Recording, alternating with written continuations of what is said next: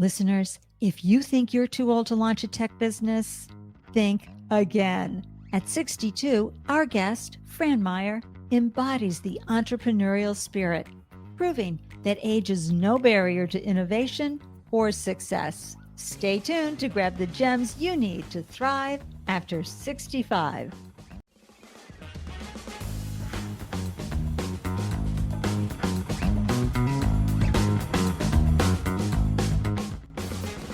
Welcome to Don't Be Caged by Your Age, a podcast devoted to dissolving ageist beliefs and fears and providing pathways for you to repurpose, reimagine, and reinvent your decades of lived experiences. I'm your host, Ande Lyons, celebrating my 67th year of living, and I know you'll find the resources, ideas, and inspiration you need to thrive after 65.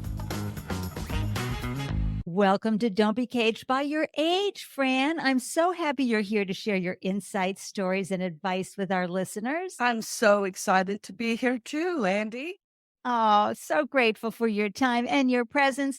Please let listeners know, what is your age and where are you from? Ande, I just turned 62 this month. Congratulations, Fran. And I come to you today from Santa Fe, New Mexico. It's a wonderful state. They call it the land of enchantment. I grew up here. And then I left for college. I went to Stanford, felt like I died and went to heaven, and really pretty much a game changer at Stanford. I decided after Stanford, I was going to do Stanford Business School, and I did that. And, I have to say that set me up in a pretty nice way. That really does. It really helps open doors for you. And the alumni and connections from Stanford are amazing. Plus, you went from the land of enchantment to the beautiful city by the bay in San Francisco. Yes. But you didn't just hang out there and say, okay, I've got all these degrees. I'm not just going to sit there and watch the action go by. Give everyone a little flavor, a story or two, so that they understand where you've been and have a flavor of your lived experiences, because you have a fascinating background. No, I was going to be an entrepreneur, but in my senior year of college, I started a frozen yogurt stand on the campus. And believe it or not, frozen yogurt was brand new. And I think that helped me get into Stanford Business School. But when I went to Stanford Business School, I really decided I wanted to be a marketer. I had done a consulting job with Clorox Company and learned about brand management. And I really thought that that was a very good career path. And I didn't know it then, but that kind of experience really served me well in the dot-com days. Let folks know, before we move on to talking about ageism and entrepreneurship, where you went after that, because you jumped on the dot-com train and had some great experiences.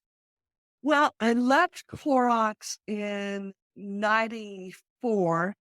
I was pregnant with my second child and I had a layoff because they sold the division. Can you believe that? I mean, Wow. I'm 7 months pregnant. It was crazy. And I interviewed at AAA in Northern California for a membership marketing job. And I went in for the first interview. I was like 8 months pregnant and I was really large. And then I did the follow-up interview after I had the baby. And my now ex-husband was downstairs holding the baby so I could come out and breastfeed after the interview. Holy mackerel. What a story. Kind of crazy. So I was there for about a year. While I was at AAA, I first saw the AOL. I first saw what we called the World Wide Web. And I was like, oh my God, this is going to change everything. And I had been reading a book called The One-to-One Future. And later they introduced it for the internet age. But in 1994, it was about how to reach your customers via fax. That's such a great story, Fred. It reminds me, my husband used to do a lot of international travel. So, listeners, you remember back in the day what it cost to talk to somebody on an international call? You couldn't afford it. Oh, yeah. He'd be in India for 6 weeks, so we were faxing each other. He'd wake up and there'd be a fax Right. message from his darling on the We phone. all had a fax machine. Well, thank you for strolling down memory lane on the fax, right, listeners? Yeah, I went to my business school reunion and I connected with Gary Kremen, who's kind of a visionary, kind of a crazy guy. And he was on top of buying URLs for things, all kinds of things. So he bought cars, he bought rentals, he bought apartments. He was a visionary. And one of the ones he bought was, well, sex.com. There we And go. that was interesting. But he also bought match.com. And he started a company called Electric Classifieds that was trying to get the classified advertising from newspapers onto our platform. Okay. Now, this is very early and we had good technology. And when we met up at our business school reunion, he said, I need a proof of concept and I need a date. So I want to start this online personals. Now, I don't know if you remember, Ande, but in the 90s, personals were 900 numbers. So newspapers would have very small classified ads. And the 900 number, if you called the 900 number, you could connect with somebody and you would be charged by the minute. That's right. But I have to tell you, it was sleazy. Yeah. Okay. Because the whole idea was to generate minutes. And some of these things like that would put very provocative ads to generate the 900 numbers. And that's what we decided to do with Match.com, reinvent online personals. We called it online dating or online matchmaking. Our idea was to make it really attractive to women and the men would follow. Okay. And so it made sense to have a woman on the team. And I'll give you a couple of examples. I'm sure many of your guests or listeners have done some online dating. And I'm going to take a bet that none of them had to put their weight in pounds on their online dating profile. And that's because of me. Oh, But Andrew man. it says what weight ranges we're going to have. And I'm like, no, we're doing body type.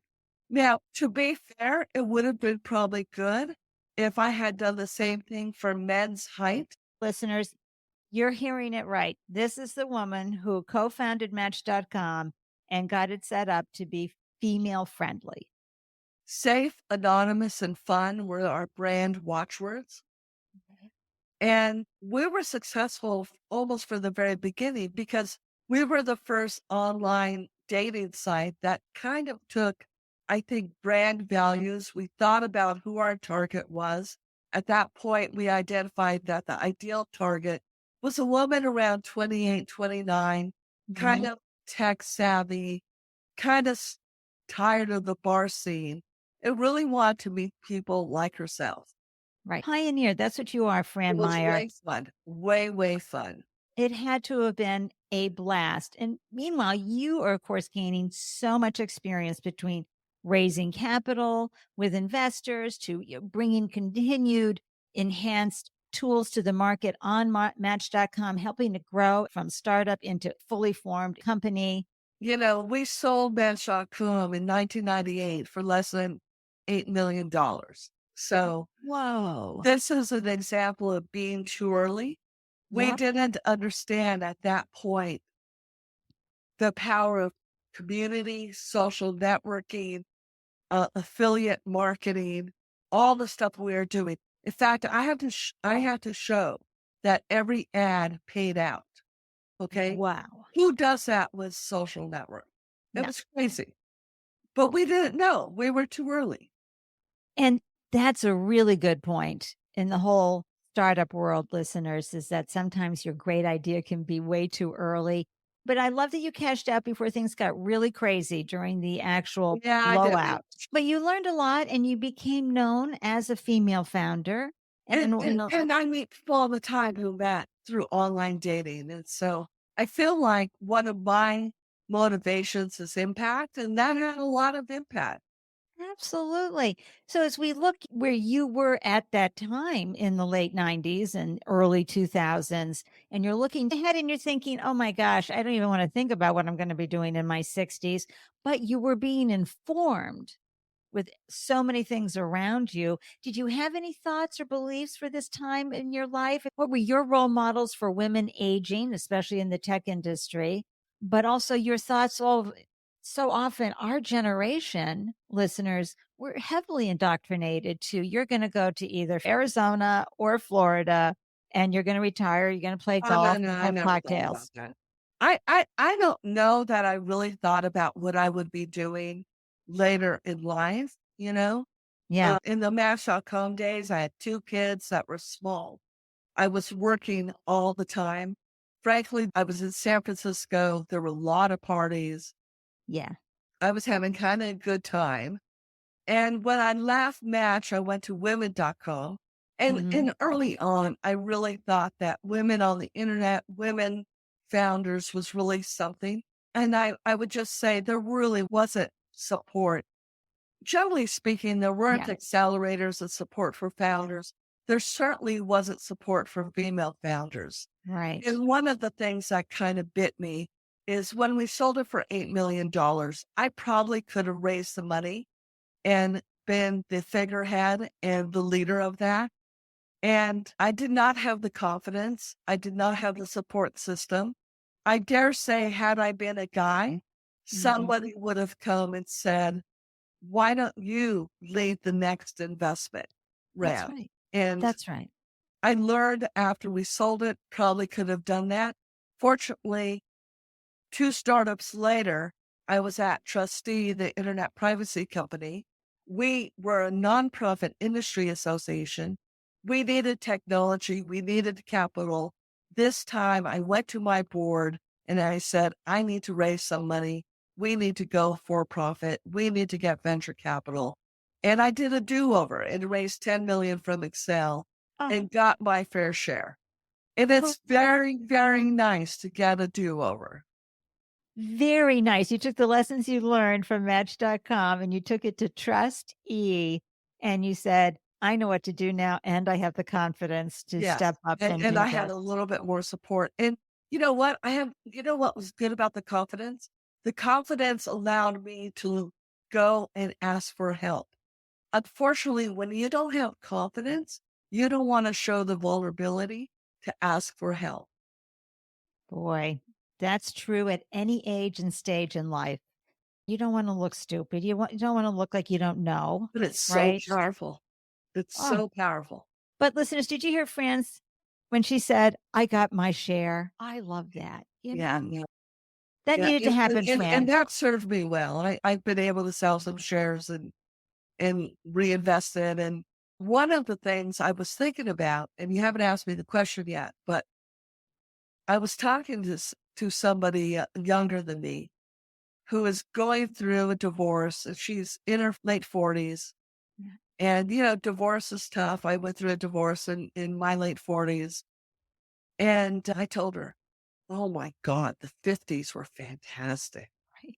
Can we just all do a round of applause for the 50s, which is why, Fran, I only interview people who are 60 plus. And I love and support all the 50 plus age Well, the 50 pro plus can aging. set you up for the 60 plus. That's absolutely right. But the 50s were so delicious. So They delicious. were. My kids had flown the nest either in college or launch. I was fortunate to have kids late 20s, early 30s, 2 Yeah. boys. And by the time I get divorced in my late 40s, they're pretty much set. I'm very fortunate. They flew the nest successfully. And I moved from Alameda to San Francisco, up the street from Airbnb, bought Woohoo! bought this house that 3 stories, 3rd floor had 2 nice bedrooms, views of the city, and with months, I was renting rooms in that house. And people were coming to my house all the time. And I So ended up fun. liking it. And what was funny is I made a complete shift from being in privacy where I was with TRUSTe for 10 plus years, really good community of people and privacy, took the company from nonprofit to for profit, was growing it, raised some money. And I left TRUSTe in 2012. We brought in another CEO. I wasn't committed to another 10 years of privacy. Privacy is a bit of a mind fuck, to be honest. Yes, it shackles you. Yeah. And I was ready for something new. I didn't have a plan. I bought this house in San Francisco. And before you know it, I'm making a lot of money in gig economy. This allows me to some board work with nonprofits, allow me to do some consulting and mentoring to female founders. And for 4 years, I kind of had a blast. I bought another house in Santa Fe, and then I bought another one because I'm the marketer. So I was really good at the Airbnb thing. And you were learning how the gig economy worked in a deep way so that you could launch your next business. In 2016.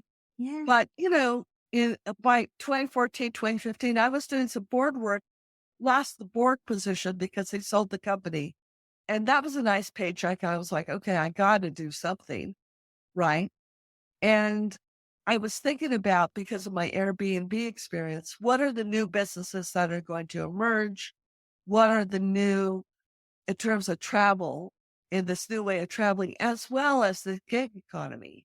Right. And I met somebody who had started a business renting baby gear in Santa Fe. And Santa Fe is not that big of a market. I mean, it's great. Families love it, but it's not Anaheim. No, it's And, not everybody going to Disneyland. and she gave the pitch at this accelerator I was advising at. And I was kind of cheeky and said, I should be your CEO. And she didn't say yes right away, but we formed the company in May of 2016. Wonderful. And did you rename it to BabyQuip? We named it in 2018 to Okay. BabyQuip. Yeah. In 2017, she left. Startups aren't for everyone. I picked up the phone. I called my older son, and both my boys are computer science guys. Not surprising. They're sons of a internet entrepreneur, right? Right. I mean, they're also musicians, and that makes it That easy. goes hand Yeah. in hand. Yeah. And I picked up the phone and said, Carrie's leaving. He goes, oh, how in. So I've had the pleasure of working with my son since 2017, almost 2018. And That's you know what? There's wonderful. not that many mother-son. And this is something that I feel is not fair. I feel like father-son, no problem. Brothers, no problem. Mother-son, Never. big You time. might hear mother-daughter, but you never hear mother-son. Yeah, very rare. I think it's an excellent experience. He calls me Fran. We had a conversation last night, and part of it was, I'm speaking to you as your mother. And another part of it was, I'm speaking to you as your boss. You know, you could notice the change of tone. I love that. That is brilliant. Tell everybody a little bit about BabyQuip, because now you're entering with BabyQuip your late 50s and early 60s as you're building this business. You're having to raise capital again. You're having to talk to investors, and after decades of dealing with sexism, now you're going to be dealing with ages. Yeah, BabyQuip delivers baby gear to traveling families. We do this through a community of quality providers. These are mostly moms who are building a business on our platform. They own all the baby gear. They deliver it, set it up, pick it up. They're accountable. And we have over 2,000 of them across the United States and Canada, Mexico, and beyond. They're making good money. So this is not just renting the crib their kid had, but they're really building inventory. They post photos of how they organize their garage, how they Right. pack their car. And I love that we're meeting entrepreneurs. This is really, again, impact. And I love that families are having better vacations. You're doing it on several pillars. I love the pillar of the fact that you're giving people an opportunity, just like Airbnb did, just like Uber did, the opportunity to earn extra income. However that looks, it can be as a side hustle or a full-time hustle. Exactly. but they don't have to figure out all the parts and pieces because you've given them the platform and the tools they need to go out and do the hustle. Yeah, we And teach them cleaning, safety, hospitality, social media, affiliate marketing, how to get a Google My Business. I mean, all these things are really, really critical. and Fran, you know what traveling with young children is like. I always told people, put me on a 12-hour flight to Tokyo versus a 2-hour flight with young children any day of the week. I think And a lot of it is because of all the things you have to schlep. And so now you're provided so people can get in, they can even do carry-on if they want, because when they get where they're going, they have everything they need with BabyQuip, right? yeah, absolutely. I'll tell you the difference though, Andy, is parents today, they're very particular about what they want. Well, the millennial generation got the email, the notice that they had to be perfect parents and everything Right, had to be right. great. No, apparently they pick vacation spots by the kinds of Instagram photos they could get. With all due respect to our millennials, we love you. But this is great, and because our audience tends to be in their 50s, 60s, and beyond, Yeah, you we have some know. quality providers who are in their 50s and 60s. One of our top ones is in her 50s. She does, yeah, $10,000 a month, if not more.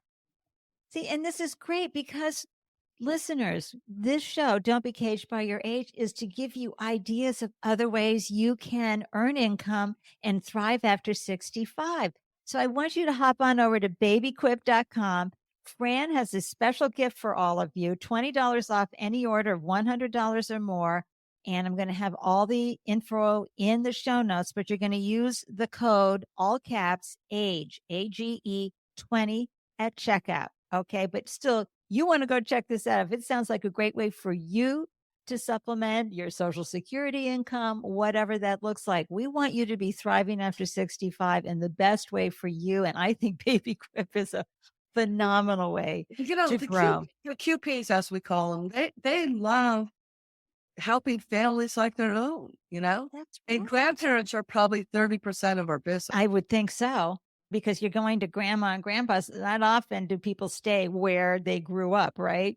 And Right. so it's a trip to go see them. Boom, there you go. You can rent everything you need. So when your children show up with your beautiful baby grandchildren, you've got everything and you can be showing off. I got it all. And it's Yeah, all. yeah. And and the grandma wants to do that. So the kids come back again and again. I love that, something fierce. And so as you've been building a tech company, I mean, it's hard enough, folks, as to be building a tech company as a woman, period. We know the stats for raising capital out there for VCs. It's less than 2% go to women. How I met Fran, everybody, is that a year and a half ago when I came out that I was 66, which in the startup ecosystem was a big deal. Fran stopped by and left a wonderful comment, which was, oh my gosh, you should hear some of the feedback I would get from investors. Share one of those stories, Fran. Yeah, the one that came up again and again, Andy, and I could not believe it. And to be fair, has not come up recently, but early on. And, you know, raising that seed capital, that early capital, that's really hard. Yes. And again, I'm in my 50s and my friends wonder why I haven't let my hair go gray. And I'm like, I'm in Silicon Valley. I'm not letting my hair go gray. I'm glad guys could all do it during the Right. pandemic. I'm not doing it. And you know that this is a loaded comment when they preface it with, I don't want you to be offended. When somebody says that, you know, This is not gonna go well. and maybe they make some assumptions because of Match and Trustee that they must be very wealthy. Okay. Right. And the question is, why are you doing this now? And I'm like, what the, what do you Totally want me to do? WTF. Make cookies? I kind of felt like I had my Hillary Clinton moment. You Right. know, what are you supposed to do? And I've asked some male entrepreneurs that are around my age, have you ever been asked this question? And none of them have asked that question. And Never. part of the biggest issue, which I think explains this 2 or 3% of funding, is incredible bias. Also, most of the investors I'm talking to are men because they're most of the investors. I do have Hell Women Invest and Teresa Gao and Jillian Manis and a bunch of female venture capitalists and investors. Just fantastic. Love that.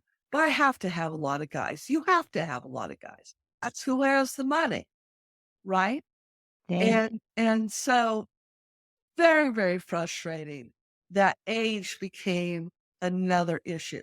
I think it's fair to say, how many more years do you want to do this? In a recent moment that really told me something. My father passed away recently, less than 3 months after my stepmother passed away. My mom passed away a couple of years ago. And it turns out there's a nice estate. And just based on all the work I've done so far in this estate, I could quit. And my first inclination was not to quit BabyQuip. I'm like, no, I'm going to stay with BabyQuip. I'm going to simplify some other things in my life. I'm going to have some fun. I'm going to go on really good vacations. But I'm not quitting. I still feel that I'm in the best position to take it to the next level, to continue to run it. And also, I would say that experience really does make a difference. I mean, Yeah. I've made some mistakes with BabyQuip, but I haven't had a fuck up. And everybody who's ever had a business or anything in life, you know the difference between a fuck up and a mistake. One is hard to recover from. This leads us to the understanding of where does one decide how to repurpose or reimagine their life, and also to do that barometer check. What's driving you? How does this feel? This feels good. This feels like the right place for me to be. I'm still getting a lot out of this.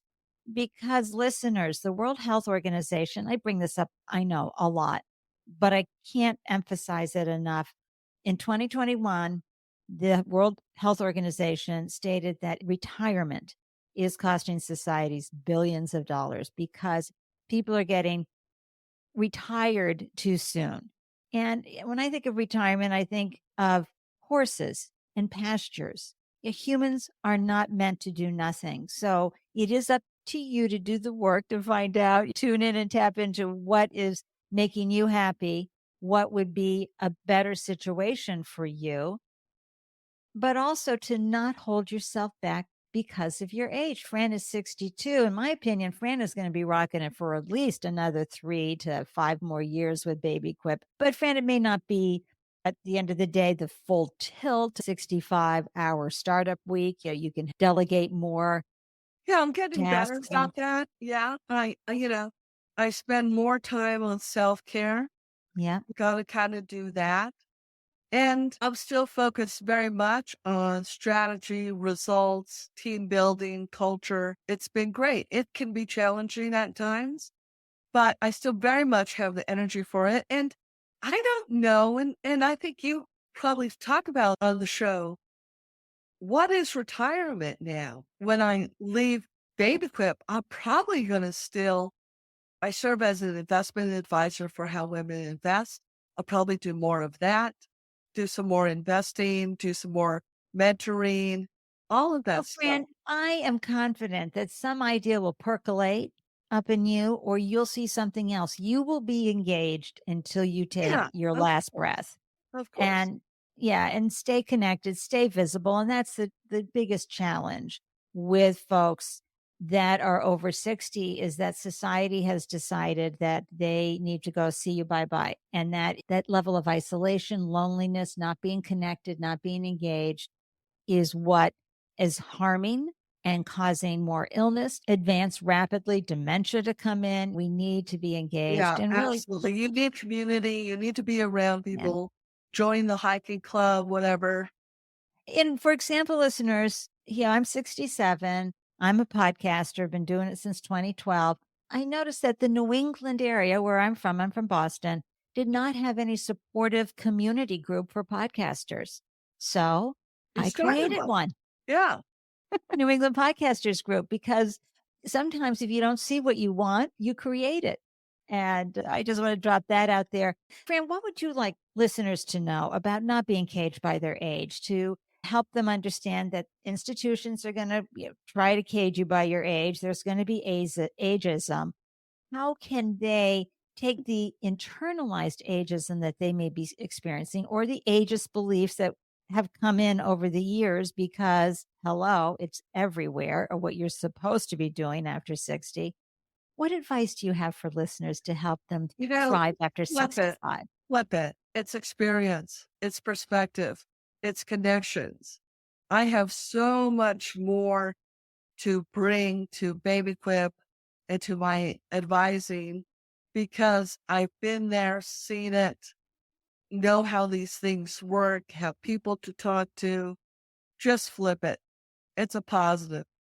I love that advice. Listeners, what are you doing to flip things with your thoughts and ideas? Please leave your comments on Don't Be Caged by Your Age's LinkedIn or Instagram feeds. We're here to support each other as we figure out how to thrive after 65 together. Fran, oh my gosh, it has been so wonderful spending this time with you. Thank you so much for the $20 off any order of $100 or more at BabyQuip. Remember, listeners, use the code AGE20 at checkout. Links are going to be in the show notes. Thank you so much for joining I me had today for fun, this Andy. Thank delicious you. conversation. It was just great. And listeners, remember, you have so much to give. Don't let those internalized ageist beliefs prevent you from pursuing new dreams and opportunities, whatever they look like, no matter what age and stage you're at. Until next time, I'm wishing you a delicious day everywhere you glow. Be sure to stop by and say hi, okay? Cheers from Boston. Thank you. Listeners, I'm so grateful you carved out time to tune in and grab the gems from this delicious conversation. Be sure to hop on over to Don't Be Caged by Your Age on LinkedIn or Instagram to share your thoughts about ageism and unretirement. Because in this space, your age doesn't define you, it refines you. If you are inspired by a story you hear, it would mean the world to me if you would subscribe, share, rate, and review the podcast. To receive an alert whenever a new show is posted, please join the Don't Be Caged by Your Age newsletter. Every month, you'll receive links to the podcast and helpful resources for creating possibilities for your unretirement days. Thank you for tuning in. I am so excited to hear how you found ways to thrive after 65. Waving from Boston, cheers.